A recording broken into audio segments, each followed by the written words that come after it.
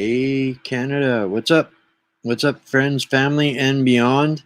Yes, your dynamic duo have landed back down in the center of the universe of Canada, and we're kind of just having a soft regroup, regathering, reconnection with everybody tonight, and we'll get back into the swing and style of things. As you can see, we got our studio set back up, so we might run into some problems, we might not. We just kind of threw it together real quick. So yeah, bear with us if we have any technical difficulties.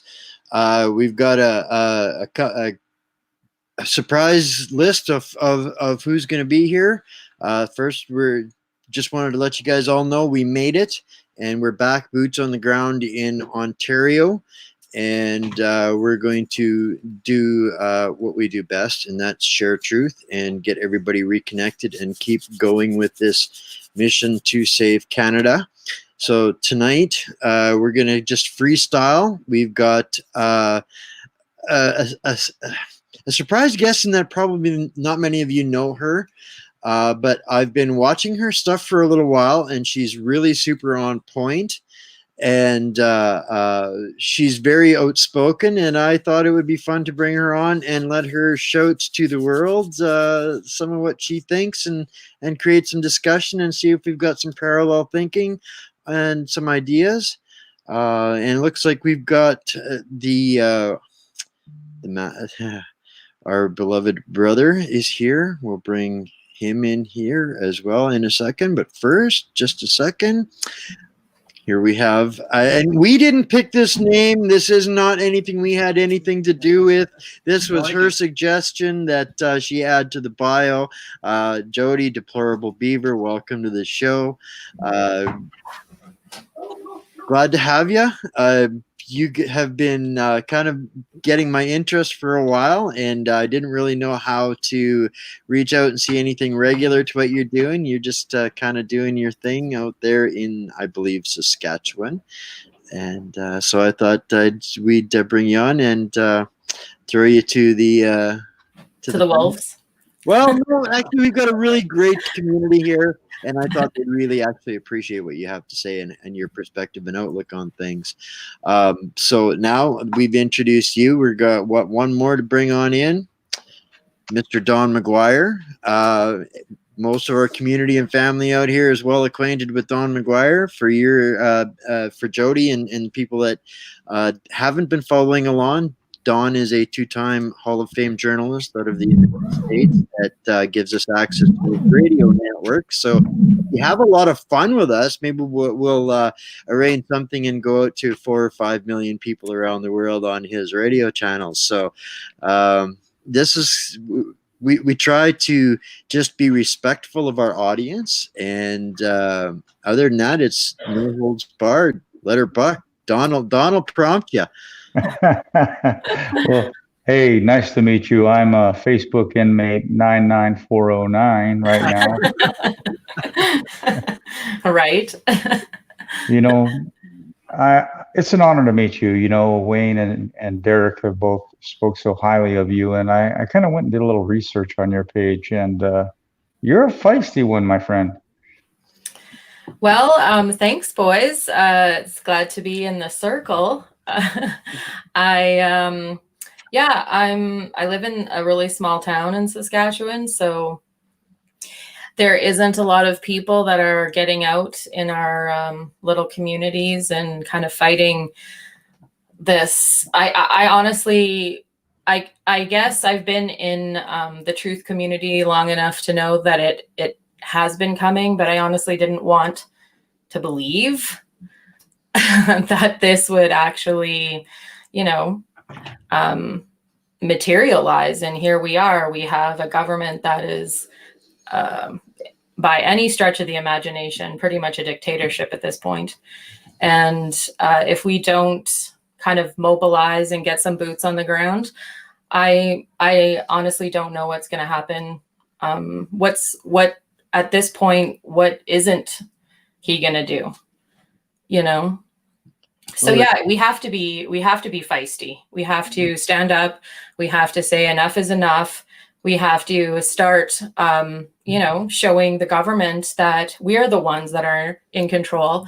We have to kick China out and basically take back, our rights. Like, if we don't do it, nobody else will. Yeah, it's time to be bold, right? Absolutely. Yeah.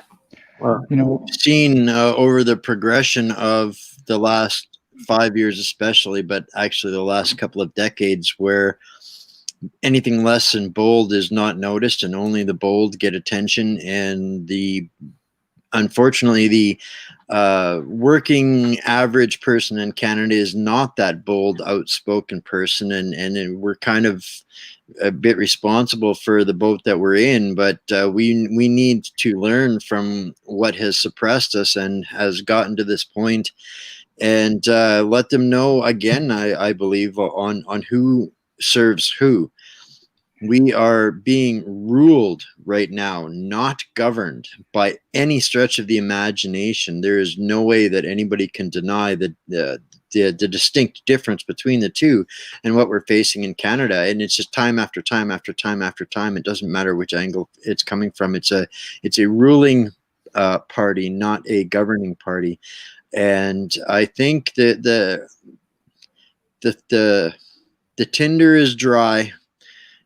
The people don't learn the lesson until the price they pay is high enough, and Canadians are really, really starting to experience the price of that. And I don't think we're out of the woods on that yet. And we need to get people from all walks of life and all corners of Canada to basically repossess what's ours before we can't. Agreed. Can I jump in? Because I'm not going to be able to be on here very long, because tonight is my 35th wedding anniversary. So getting ready to go out to dinner. Happy anniversary. Well, thank you. I looked into some of your aspects on your page, and you're unique. The rabbit hole that we've crawled down, not many are brave enough to go down.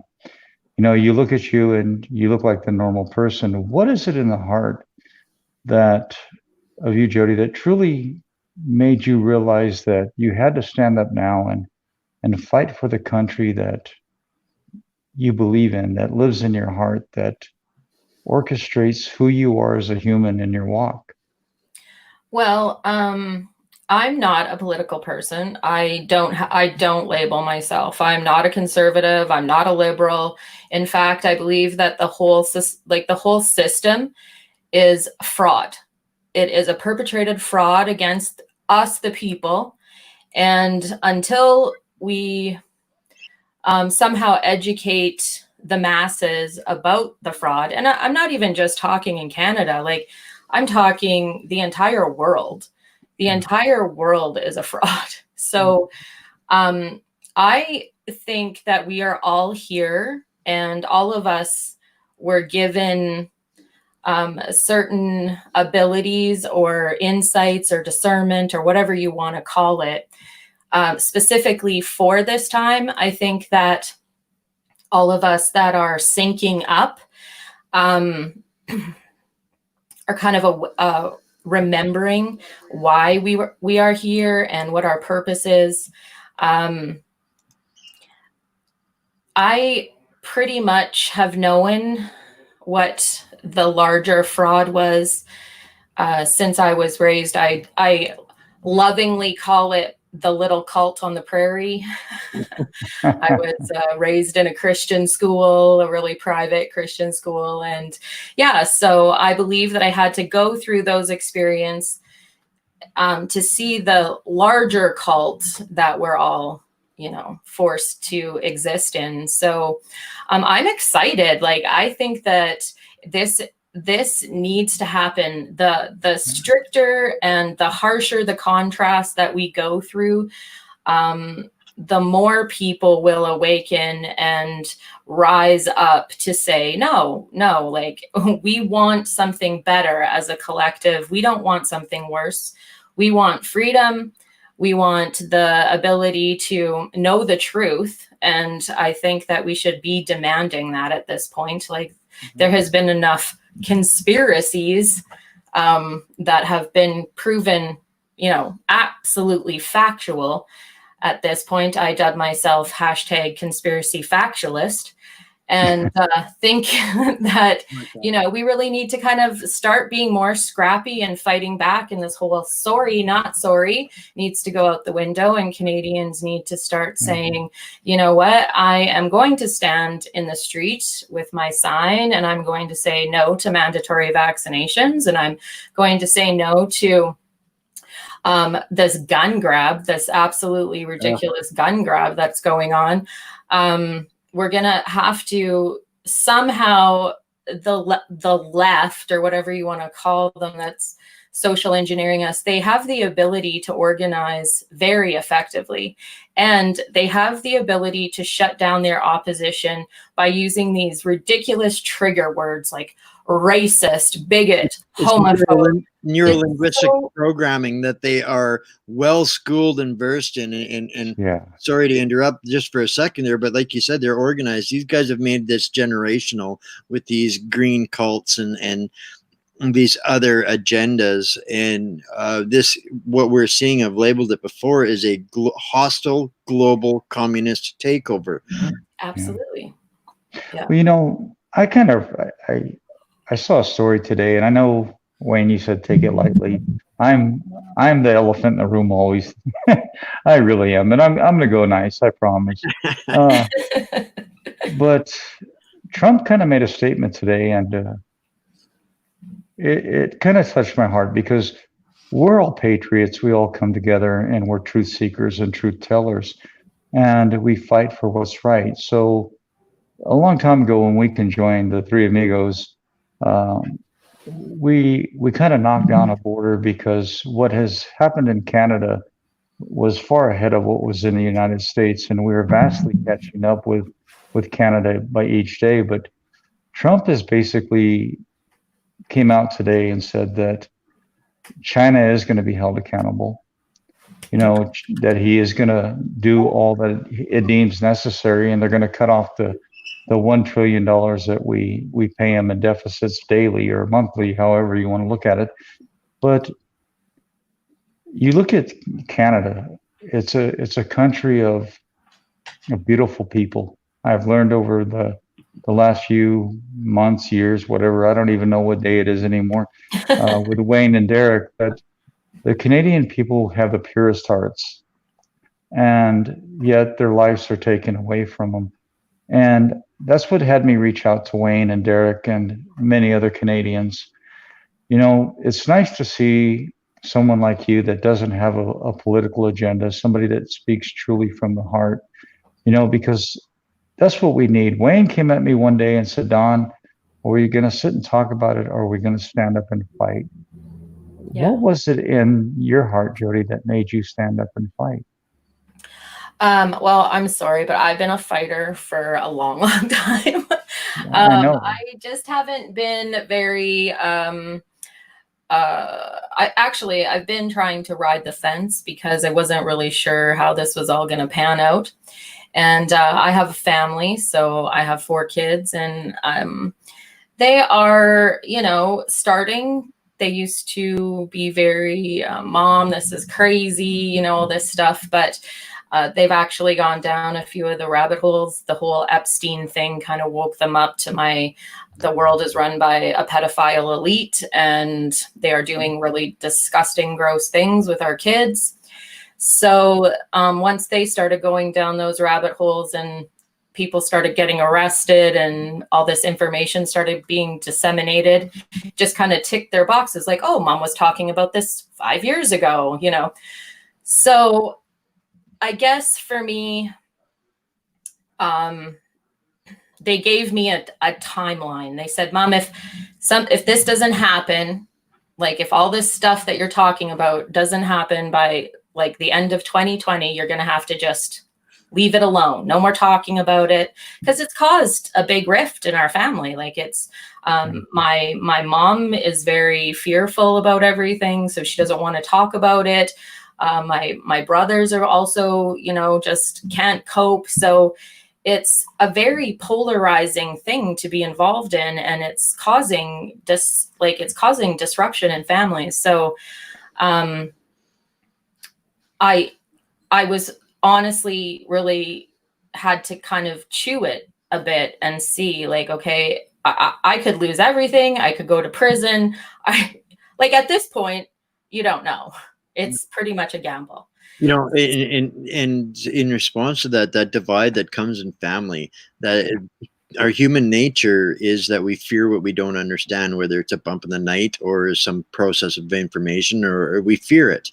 And those of us that do start to know, when we have excavated enough rabbit holes, we get more confident in our knowledge, and we're not theorists anymore. We have evidence of what we're talking about, and that becomes a grand canyon between those that can't see the entrance to the rabbit hole, never mind the giant cavernous rooms and channels that are, after a very short period of time, you realize they reach out to every facet of life in every corner of the planet. And at a point, once you reach the realization that this is actually a struggle between good versus evil and nothing else in between, that's when we become courageous enough to realize that there is no alternative. The only alternative is absolutely horrific. So the fear goes away, because we know we have no other option but moving forward. Well, fear perpetuates fear. Yes. So I had to draw a line in the sand in my own life and say, okay, if you're really going to say you're not fearful, because I always tell my kids fear is a mind killer. So if I'm going to live that, right, then I can't sit on the fence anymore. I have to jump in the water and start swimming. So that's what I did. Last weekend, I went and sat in front of the Parliament buildings or the legislature buildings in Regina. Just me, myself, and I, and it was fun. I had my sign up there. I just was meditating or praying, or however you want to decide, or whatever you want to identify with. I was just kind of claiming it, like, this is our land. This is our land. That's so empowering. What? It's so empowering to do that too, isn't it? It is. It is. And then it was like everybody just kind of felt that energy, and people were coming up, and we're having discussions, and we're talking, and a lot of young people were engaging. So yeah, and for people that say I can't make a difference, BS. Let me ask you a question. How we three, me, Wayne, and Derek, we already know how it feels, and you've been doing it for a while. How gratifying is it for you to know that you're waking people up? Honestly, I really feel like it's more of an energetic thing. It's been my whole life. People have always it's an energy that you put out, and people are just drawn into you. And it's because you're happy. It's because you're happy in the event of all of this madness. Like, I walk into PharmaSave, I'm bubbly, I'm happy. People are like masked, loved. Like, why are you like not wearing a mask? Because I'm happy. I have nothing to fear. And you shouldn't be afraid either. Like, this is completely engineered. It's completely a pandemic. They've been planning it for years and years and years, probably since 1991. But yeah, like you said, when you realize the truth, you have nothing to fear. So, well, it was kind of interesting when a video arose today, and I don't know if you know about me and Wayne and Derek's dealings with Anonymous. We've become very close, but it's now out in the open now that this virus was created by China for population control. The story broke today, and it's opening up more and more. And I'm going to break quite a few ladies' hearts here, but you look at that, then you also look at Pizzagate, and Trudeau is implicated, and I love your analogy of him, Trudy boy. I love that. I really do. But I have a lot of pet names for Mr. Trudeau. But to be honest, yeah.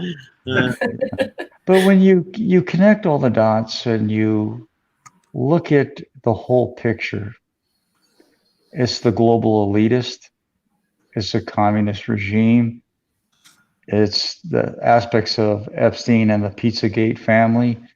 And, at some points you feel hopeless. Some points you feel lost, but it's people like us that are changing and opening the hearts of many and giving them hope.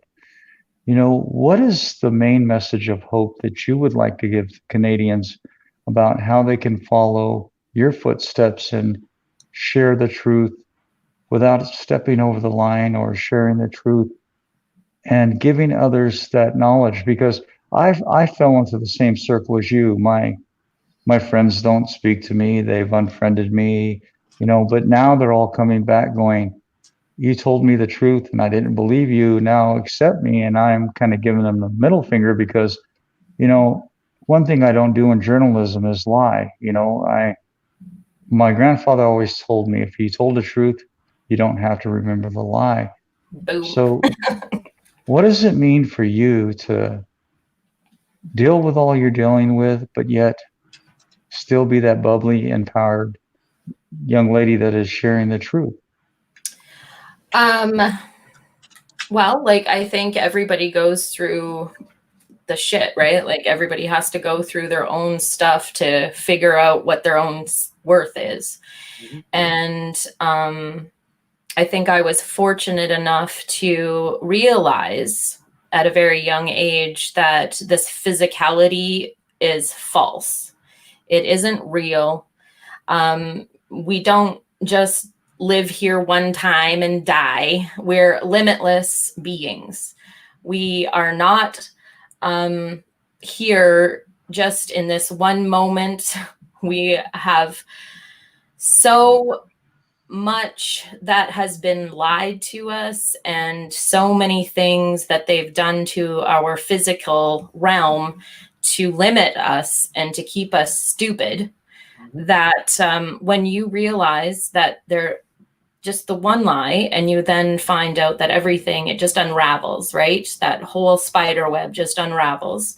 And you realize that your creator created you specifically, and that you are like a fingerprint in the universe, unique. You cannot be destroyed.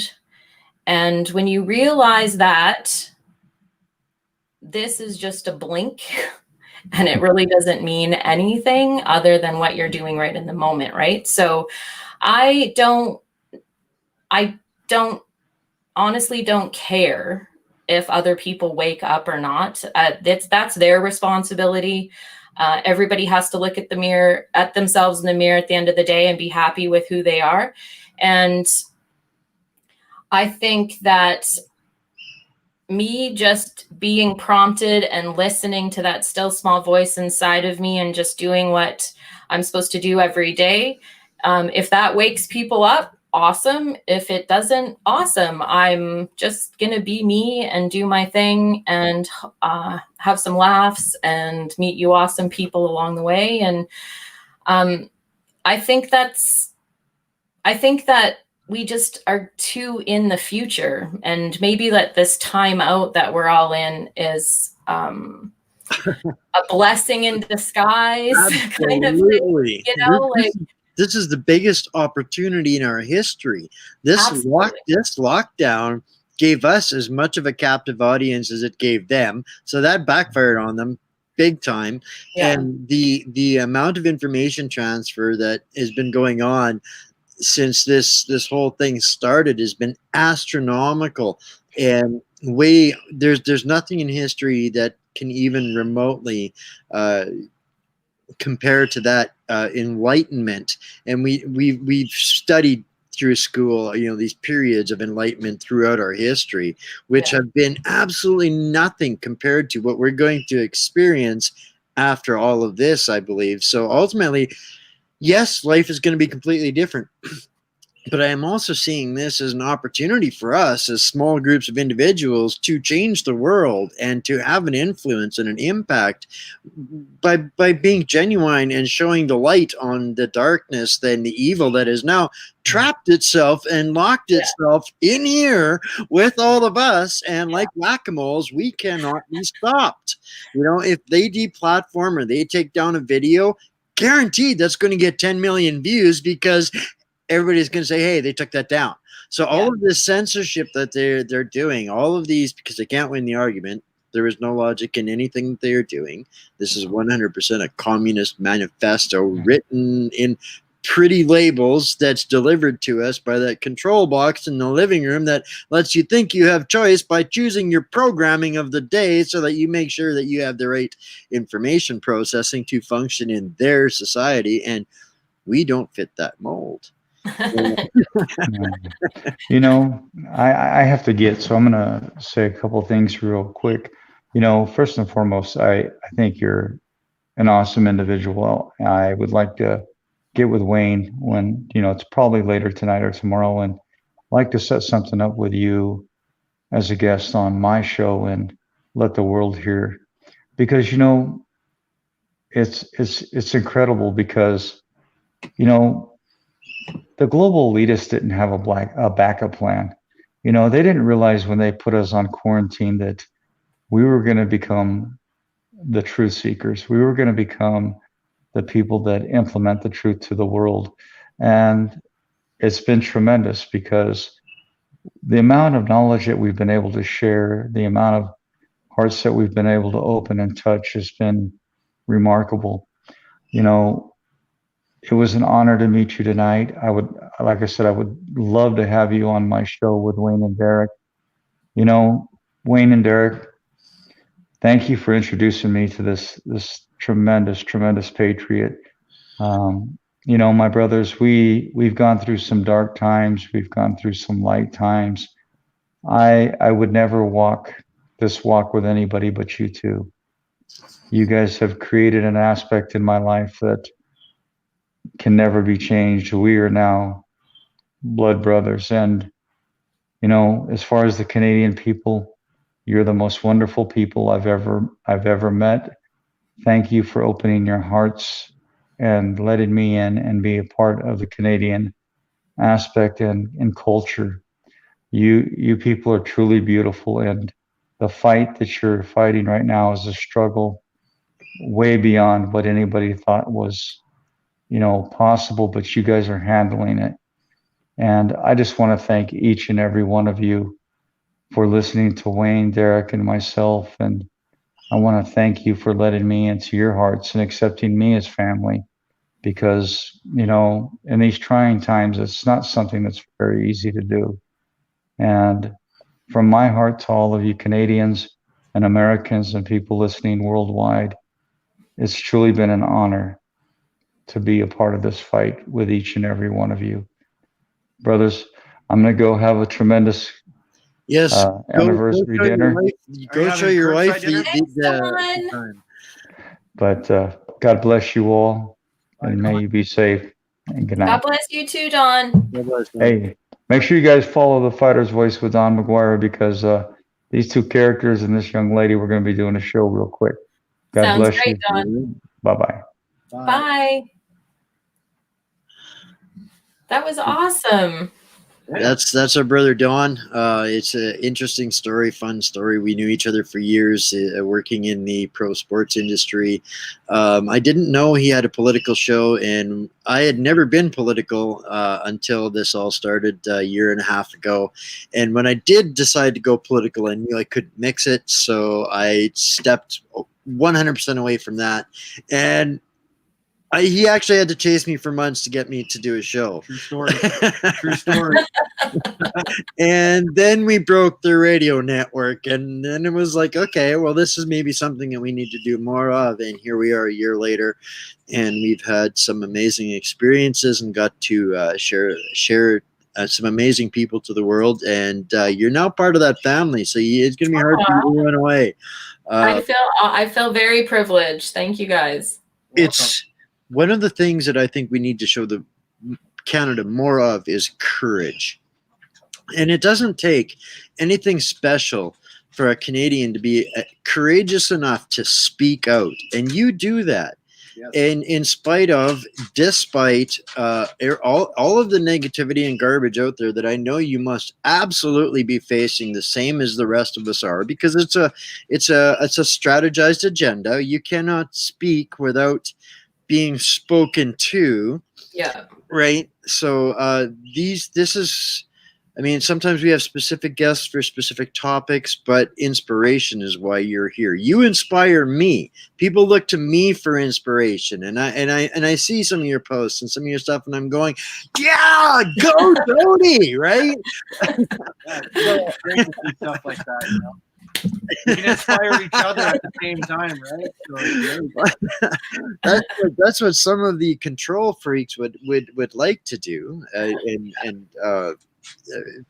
we're all regular Facebook inmates, as I'm sure you are too. So the more that we can get voices out like this, the better it is. So to get into some juicy stuff, what ticks you off the most right now? The pedophilia. yeah, Right. I agree. Like I just can't even understand how that's not being screamed from every mountaintop, building top, news channel.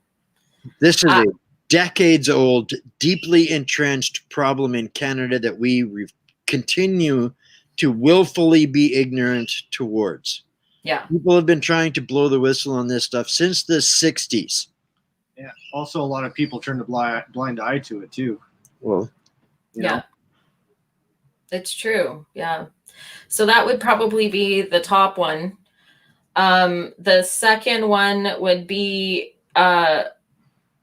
just the apathy that Canadians have in regards to their own survival.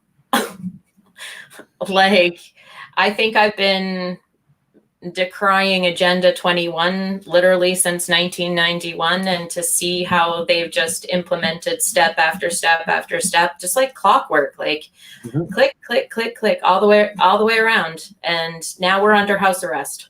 And everybody wants to do nothing but blame Trudeau in the last 4 years. Exactly. And he's just a puppet. Like he has zero power when it all comes down to who's manipulating the strings. He has zero power. He was bred into, like you said, the program, so to speak, generationally. Like these people are generationally breeding people for specific positions. Yep. Angela Merkel, she was bred for that position. Like they have they have the gall to call us racist for not being diversified enough, when they specifically genetically breed within their own circles. There's no diversity in there. They run specific breeding programs. And they're eugenists. They talk openly about killing the population because there's too many, and they try to sell us a scarcity model, which is bull SCD. I'm trying to be PC. We only pretty much have to worry about that when we're doing video. When you do radio, let her buck, lady. Okay. Your radio show would be a great spot to let all that out. We just face the dictatorship here with every word that we use. That's something that raises their algorithm flags, and it's another important message that goes unheard. I mean, we have backups. We do the BitChute and the other platforms too, but it's this apathy that you speak of means people won't leave the comforts of the Facebook and the YouTube because of the convenience and the habit that they have there. And it makes it very challenging for us that won't want to take the responsibility to learn something new to stay informed and educated. Yeah. Why did they take away the civil liberties classes. Like, what do you guys remember those in school? Like, I don't remember ever taking them in like a public school system, but that was I remember hearing about them, but they were gone by the time I really got to them. But I do remember things like the oath of Pledge of Allegiance, things like that inspired a sense of Canadian nationalism, that made us feel proud to be Canadians. They've used every mechanism of neuro-linguistics programming and brainwashing to divide and splinter all of those basic ethical and moral values that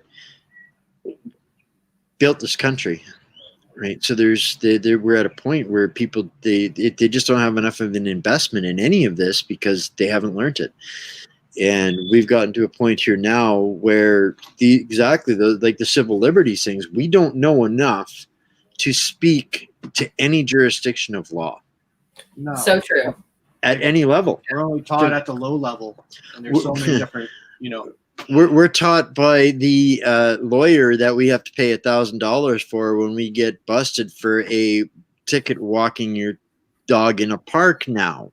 Yeah. Right. This is how we're going to learn about our civil rights and law, which is completely inaccurate, because what they're enforcing on us now has absolutely nothing to do with any of our Canadian rights, freedoms, and laws. Yeah, well, I went down that whole rabbit hole too, into the maritime law versus the common law, and wow, that's a deep rabbit hole. So yeah, I'm actually really intrigued in that. I've been kind of doing a lot of reading into the Magna Carta and to how Canada, when Pierre Elliott Trudeau actually flew to England and had us chartered, which corporatized us. So that's where the fraud on Canadian soil happened, basically. But yeah, that's where I'm at right now. I'm doing a lot of research into that, trying to get my status back, like own my own your sovereignty estate, because when your parents register you as a birth and you get a birth certificate, that gives the government your estate. So now I'm trying to come back and own my own estate again. So that's where I'm kind of in on the whole law. And yeah, the fraud is so encompassing. Like it's no wonder like the RCMP and the city police, when you tell them about this stuff, like they can't even wrap their minds around it, because they've been brainwashed into believing that they're serving and protecting the people, but they're serving and protecting the crown and its inventory, which is the people. Yep. Right. It's really no different. In 1931, when they instituted the birth control registration program, had they started to brand us like they do cattle, would have been the exact same equivalent. But we can't wrap our brain around that, right? Yeah. That was completely unlawful. That was a theft of each and every one of our individual sovereignty in a time frame where in 1931, with the Westminster Act, we should have been designing 10 different nations in the mass of Canada. Can you imagine? I want to go to that timeline. This is where as long as we follow the orders of the mall cop, when we own the land that the mall is built on, we're going to be subject to what we're allowing, right? And we can only, I mean, in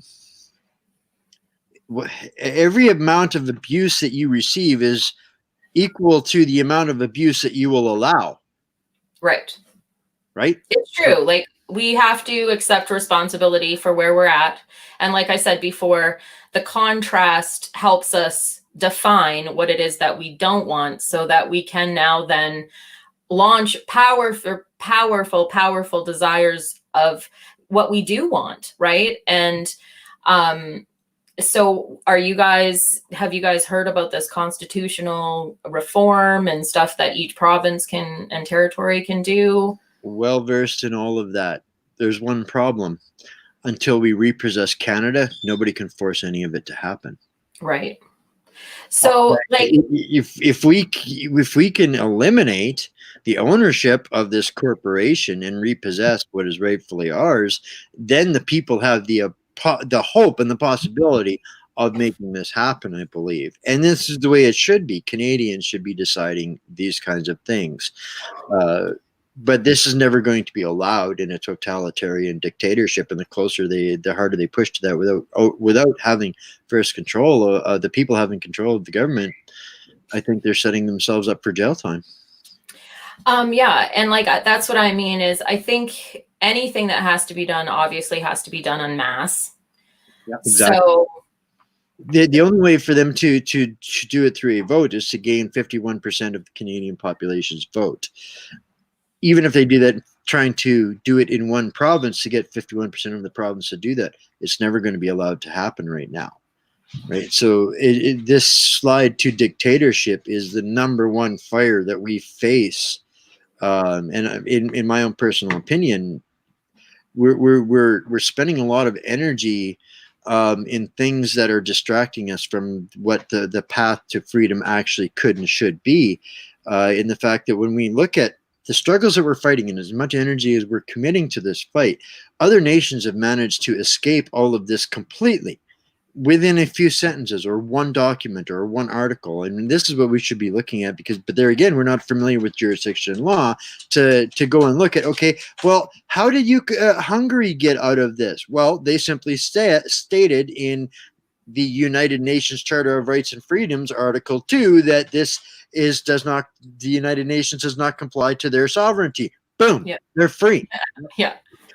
Simple. But each province can do that because internationally we're recognized as sovereign states. Internationally, they have to when we go abroad to do a trade deal, the government has to come back here and get each province and territory to sign off on that trade deal. The federal government is just a monkey man. Like, it is a straw man.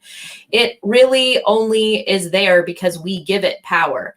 But I think that if each province kind of drilled down into its own entity and started mobilizing things like taking control of their buildings, taking down the Canadian flag off of our buildings, only having your provincial flag on your buildings, and then kicking out the Law Society out of your buildings as well, out of your courthouses, all of that stuff. And we were given a way to do that through the barons.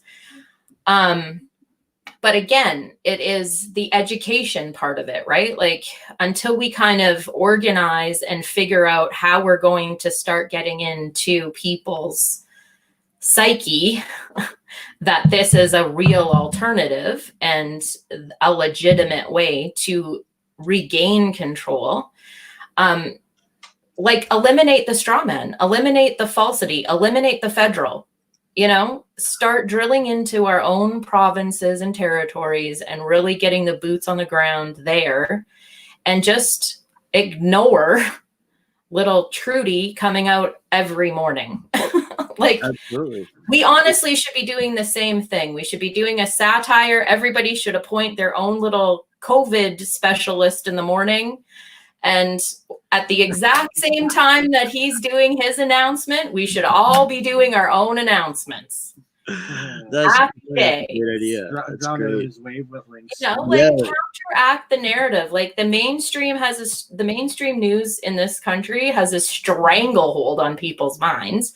Yeah. Like, they're nothing but divisive, nitpickety, justice warriors.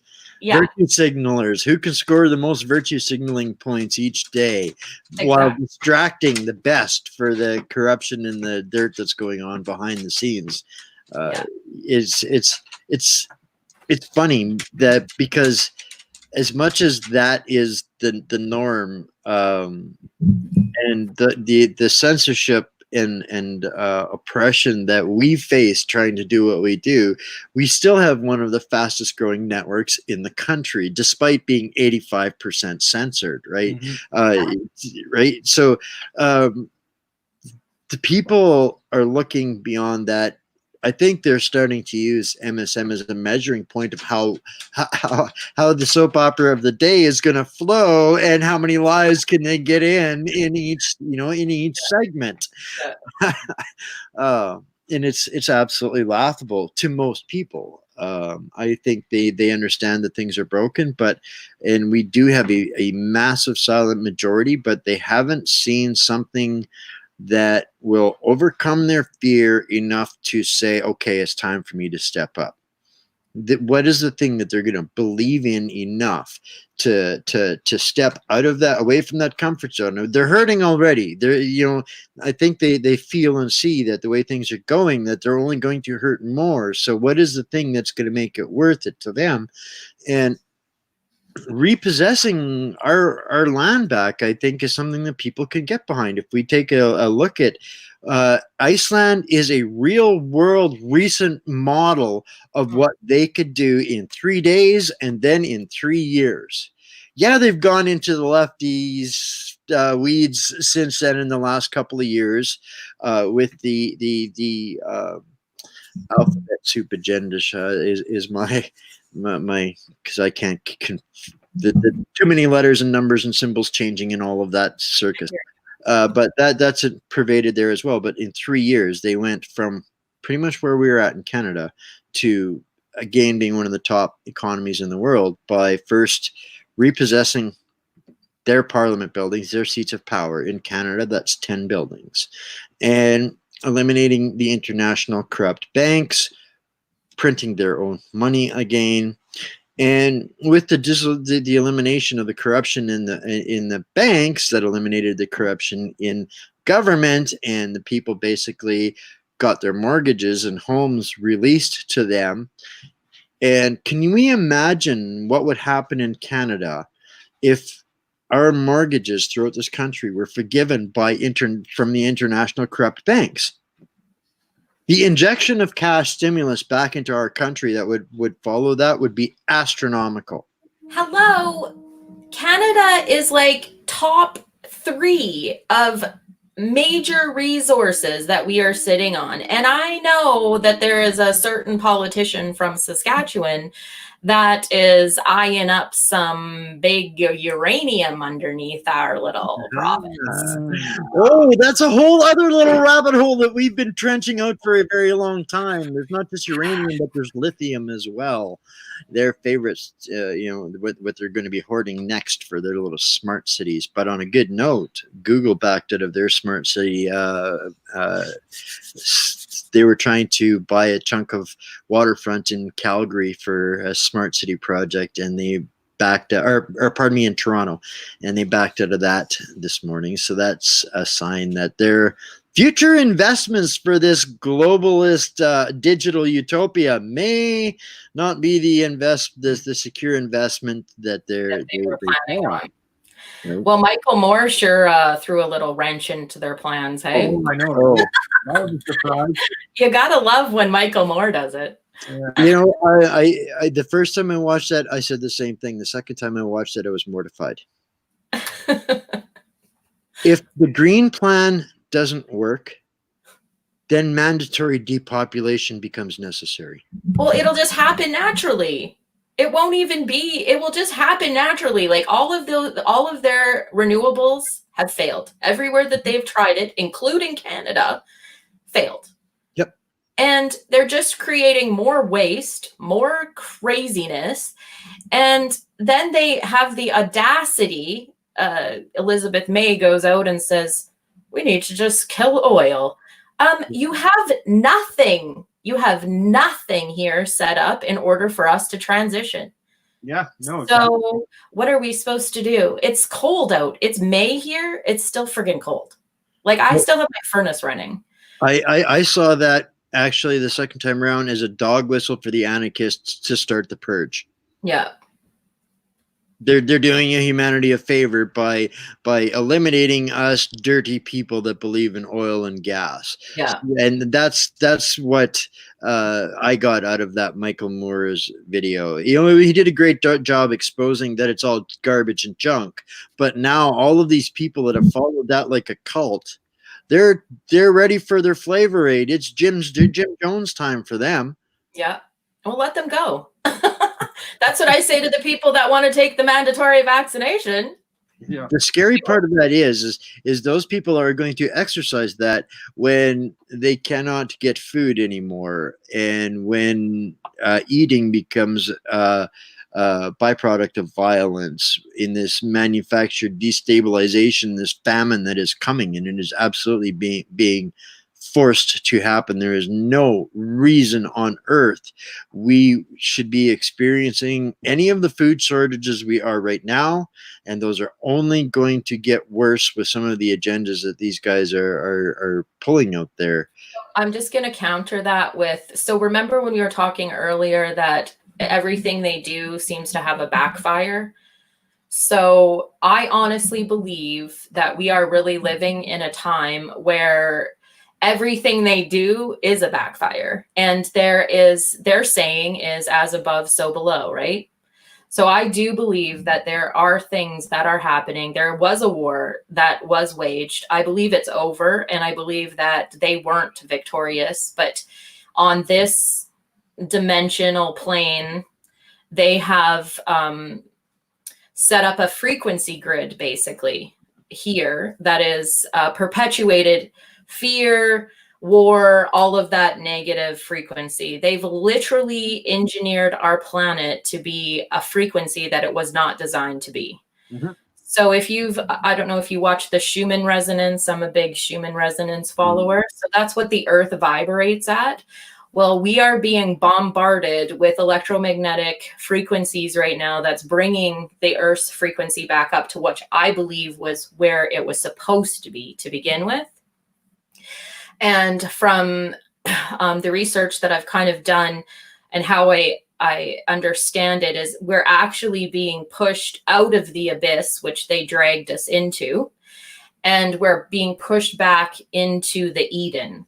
So back to the tree of life. And that's what the new earth is all about. And I don't know if you guys have heard like the planet X, the planet of the crossing, all of that kind of crazy that they've been manipulating and engineering. I believe we're all connected to the point where the things that we say now, we will manifest. So that's why I'm countering you when you're saying that we're gonna see starvation and famine. We're not going to see any of that, because Canadians are very ingenious. We are very community minded. The reason all of their models fail, their AI simulation models, the reason they fail all the time is because AI can't figure human ingenuity. They cannot predict how humans can come together and change our fate. Mm-hmm. So I want to say that, yes, there are things that are playing out that we can see and that we've been programmed to think towards. But I think that now we can plan a new direction, a new path. Canadians are not that far away from the land. Like my grandparents taught me how to grow a garden, raise chickens, all of that stuff. We're in our communities are planting big community gardens this year. We're planting lots of potatoes, carrots, putting in root cellars to make sure that our communities are going to, be able to survive the crumbling food supply chains. And I'm sorry, but all of those food supply chains need to go because they were just trafficking in human meat. They were trafficking in all kinds of horrors. Yeah. And that supply chain absolutely needed to be broken, and there needed to be a reset. Yeah. We needed to get back to a humanity-based society, a bartering society, a value of goods and service society, this manufactured wealth could not sustain itself. That is unsustainable. What we know and as life and living is 1000% more sustainable than any of these monopolies and megalomaniac delusions that they have out there. And I 100% agree with you in the fact that we're heading into and we said it earlier, a mass enlightenment. And I've felt a shift in the energy of everything. And I still find myself, though, leaning towards the negative side to let people know that I understand this is what their fears are. And this is where we can, have a little bit more faith. And it's probably going to get darker before it gets light again. But the light that's coming is going to be so much different than anything we've ever experienced as far as for the next several generations. Whether it's people want to put their spin on the metaphysical side of that, that intuition that we have, they can't predict. That adapt, improvise, and overcome thing, you're right, they can't predict that. And we've experienced and we've lived it. Derek and I don't know if you know this part of it, but we've been basically living the vigilante media. We've been Batman and Robin living out of a car for the last year, literally homeless, doing this, meeting people, connecting people, shedding light on the horrors that are out there from. And we've been able to connect with people everywhere from Russia to Australia. So it's amazing how that energy, like you said earlier, attracts people. Yeah, and it is quite amazing too. Yeah. Brought you to our attention. I mean, I wasn't really aware of you and what you were doing. I saw that you just followed us here. I think yesterday or today you found us, so you weren't really aware of what we were doing, or so. I mean, this is stars aligning, and this is the Great Awakening. I think that everybody has talked about. I've sat and spent hours discussing this with people from their biblical faith and from all sides of it, from those that believe this is the end to those that believe that this is a test. This is that we're about to enter an age of enlightenment again. So there's different interpretations, and that's not my thing. I am not a theologian in that, but I do believe in the energies and the my faith. I do believe in God, but I don't believe it comes out of a church. I have no time for that. Doesn't make me a good Christian to go and sit in a church and sing with all the people. I can sing with the people on the street. When we've got evil spitting at us in the face and we're trying to hold our cameras, that's the church Derek and I pray to every weekend. The Church of Anti-Antifa. Which we're probably going to run into them again soon. Real soon they'll be happy to see us. We're popular. We're popular targets for them. They appreciate us. So what's next, Jody? What do you see happening in the next real short period of time? Well, I'm excited. I am personally, I'm a tax consultant, so I've been plugging away doing that. So that's my day job. And as of honestly, how I see things going is that they're just going to keep pushing the deadline back. So every 2.5 weeks, they're going to push it back. So I'm prepared for that. I have never been on lockdown. I refuse to be on lockdown. I don't wear masks out. I don't adhere to any social distancing. I feel like I have a bubble around me, because everywhere I go, people just move out of the way. So it's your way automatically. It's great. There's no traffic. I don't go to stores with lineups. That's obnoxious. And they spread. It's good. Yeah, exactly. So In the short time, I'm just gonna keep doing, my Facebook stuff, and hopefully I can get out and do a little bit of protesting. I think May 18th, we're going to do something. We're trying to get on board with all of the rest of Canada when they're protesting, because I think it says a lot more when you can show like a cross-country united front. Yeah. So hopefully we can do that on May 18th. And then I'm just going to love my life, live it, and plant some garden, help my fellow community members, and just be happy. I think you're 100% right on them rolling back their dates and stuff. They're teasing people to keep the people from getting frustrated. Just wait, be good little people a little bit longer, and people are getting more frustrated. So they're saying, "Oh, we'll open soon. We'll open soon. We'll open soon." Meanwhile, they've invented another invisible enemy in their Kawasaki, Dainosaki, Suzuki, Sony disease of something else coming at us here now to reinforce their buy themselves some more time for this. And I think that come May long weekend, people are going to have had enough with being good little people, and they're going to think, I'm going to be the rebel, and I'm going to go and do what I usually do anyways, because we've done it for 100 years in my family, and we're going to go and do it.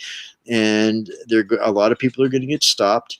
There's going to be a lot of pushback, and a little bit of aggression by the police is going to go a long way in this environment right now. And there's going to be a huge blowback after the May long weekend. Right.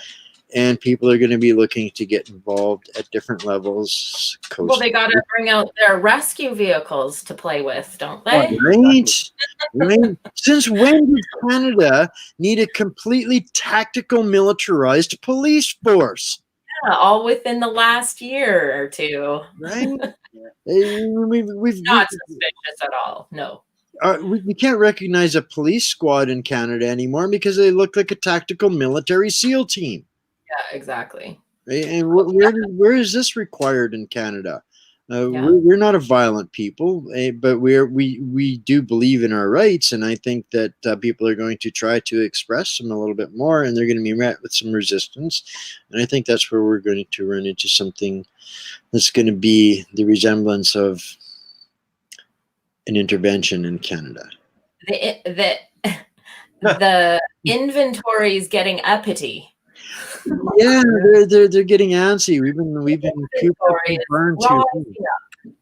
So I know a lot of people are planning different things, different events, and I think after a year of fighting back and being unorganized against a highly organized left wing, if that's what you want to call it, people are learning some lessons. Leaders get taken out, they get doxxed, they get deplatformed. So people are starting to take a responsibility upon themselves to get involved and get engaged. And you're seeing some bigger, truly grassroots movements and things.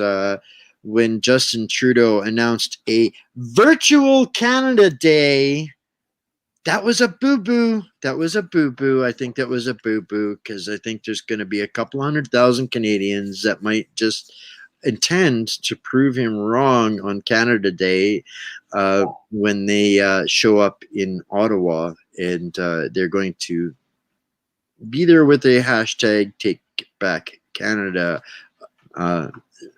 mindset, and I don't think it's going to go away. If we can fly by then. You're a hike. We did Estevan to here in 39 hours straight. So we know exactly how far it is in this past week. So if we're a little Prince Edward Island, try that drive. Yeah, no, not straight, not in one shot. Yeah. But well, I have to run. Yes. Well, thank you so much for joining us. I'd love to do this again sometime. Get a little feel of this, and get a little more into the nitty gritty of some of the stuff that's going on, the gun ban, some of the things that are going on with that, and keep us informed. I'm a Western boy. Derek's an Ontario kid, but keep keeping me informed while I'm out east here, and I'll keep shooting stuff back west from out here, and we'll keep. Kid, get it right. Yeah, I'm a exactly. Kid. Canadian kids. Yeah. Well, thanks again, Jody. I'm super pumped about all of this, guys. I'm glad that we connected. This was awesome. Yeah, get yourself if you need some help with any of that, get yourself a YouTube channel set up. Let's get you up there. Absolutely. Sure. When I just heard that, I was like, oh God, this is going to be great. One of my cousins is actually how I came across you. She follows you quite closely. And when I posted the notification for this show, I got a question mark about that. And I said, hey, she picked the name. I didn't. So, so it was great. I like it though. Awesome. I think it would make a fantastic YouTube channel. Awesome. It will. I'll have to get the lodge up and running. There you go. Right, the Beaver Lodge. Oh my God. That'd be awesome.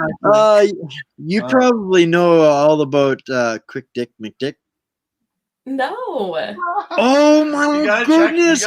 Oh my goodness. The second you get off of here, go to YouTube and look for Quick Dick McDick. Okay. Saskatchewan, boy, you are going to roar. Yeah, awesome. Okay. Okay, I will definitely. All right. Thanks, Jody. Thanks for coming. Thanks, guys. Have a good night. You too. God bless. Bye. All right, that was awesome, guys. This was a fun show. What it was meant to be. We wanted to just make sure all our gear was in order, everything was working good, and just have a light chill. Quick Dick McDick. Yeah, if you guys don't know about him, check him out on YouTube. When you need some amazing Canadian humor, he's the best there is. Humor with truth with humor. It's really good. I like it. Yeah. He's got a way of sarcasm and making the left look like the absolute shit show that they are. So I gotta say, I'm really interested to see Central Ontario's cottage long weekend, how it's going to go, because right now all the mayors around here are dangling. Oh, you can go to no, you can't go to you can go to the cottage. I've been kind of watching the Canadian Propaganda 24 every morning just to compare notes and stuff like that, and it's just like, oh man, it's going to be a mess, I think, but it's good. It'll make people mad enough to come out for Canada Day. So on that note, y'all know that we're back boots on the ground in Ontario. So if there is something crazy, some shenanigans, some news, something that nobody knows that needs, events, keep in touch with us, guys. We're going to be as mobile as we can. We're going to try and cover as much as we can. We're going to try and share as much as we can. So keep us informed. We can and will go and do what needs to be done, right? And get the rest of the world informed again. It's been kind of hard to find the stuff that matters. So we're gonna go get back to some of the regular craziness and catch up with some of the people that we've been doing stories on over the past year. We'll get a hold of Jack. We'll talk to Jack. Maybe we'll talk to Pastor David Lynn. We'll do some follow-ups, but keep the fire going. Keep the message going. July 1st, take back Canada. Be there, guys. I'll be Hashtag there. repossess Canada. Bring your tent. I'm working on a little set of ideas for some things for that, and we'll progress with that as we go here. I love you guys so much. Thank you guys, everybody that helped us get here. There was too many people to thank here today. You know who you are. You all know who you are. We had a lot of love and support along the way. It took a couple of days to rejuvenate ourselves, but we're back at it here. Kevin D. Johnson is not in jail. Just a quick update for everybody. We'll see if we can get a chance to talk to Norman again. He's up in Ottawa, so we'll see if we can't get a sit down with him and get an update and follow up on some of that. I know that Interesting side note here on that. For those that aren't fully aware, there's a part of the process that may have been overlooked in the how bills and laws are put through in Canada, shall we say. And one of the actual hard copy physical actual processes is the, I guess, copyright process of each bill and laws that goes through, which there's a loophole that allows pretty much anybody to buy the copyright on that. So Norm actually owns the copyright to Bill C-71. So it'd be interesting to see how that factors into the New gun Trudy Boy agenda. So lots to catch up on, guys. I don't think you can set up an RV on Parliament lawn, Peter. As much as that would be cool to see, awesome. I don't think that they would shoot for that. They didn't like Martin's bus on near the hill. Yep. Yeah, so, you bet, Joanne. We know where Norman's hanging out. We'll get a chance to talk to him again soon. Just one day at a time right now. So today was test run. We're back in action. We've connected with y'all. We made it safe and sound and let the shenanigans begin. Yeah, I was a little quiet there because I was monitoring everything, making sure everything's good, and we're good. I think we're good to go next time, so I can talk more. We're still working on some super cool guests, some super cool stories, a little bit of a tidbit that you guys can dig into a little bit more if you want. And this goes back to that Antifa documentary we ran about 8 weeks ago. A lot of you guys may have heard that David Icke just got deplatformed, and now they are targeting Sean Atwood and London Real, as well as now they're using the term collaborators. Anybody that shares a video is now a collaborator, like you're evil. So they're targeting these people, and the organization that is targeting them is, guess what? The Anti-Hate Network of Britain and the Southern Poverty Law Center. And I do believe Mr. Warman is the lawyer heading proceedings on some of this, or involved in this. Anyways, this is just the Warman part. It's just not confirmed or corroborated yet, but Southern Poverty Law Center and the Anti-Hate Network of the UK, which is an exact duplicate clone of the process that we exposed in our video with TSAS and the Bernie Farber Anti-Hate Network. Yes, same group, same people, same digital media assassins. So if they're going after us and they're going after David Icke, you know what they fear the most and who's on the right track, right? Right? Exactly. Videos are going down within hours now. So these are the people that we need to expose, and we need everybody else digging into and exposing that stuff too. So if you didn't catch that live stream that we did about, I don't know, must be 6-7 weeks ago now. It's titled "The MSM Won't Touch This." We exposed this all. We were ahead of the curve on this, but these are the guys that are organized against all of us. This is an international assassin ring of free speech, basically. Kevin D. Johnson is laying completely under the radar at this current point in time. We'll see if we can't. He's good. He's healthy. He's getting healthy. He's doing well. At the moment, he's just not in the public eye, and he's got stuff to look after and get figured out. We will repost that. We will repost that to Antifa Show, guys. Dig into that. It may take you a couple of times. It was too much information. That was one of the problems we did with that one. We tried to get too much in on that. We'll see if we can't rework some of that. We're trying to get Sean Atwood, and we'll see what we can do about getting David Icke.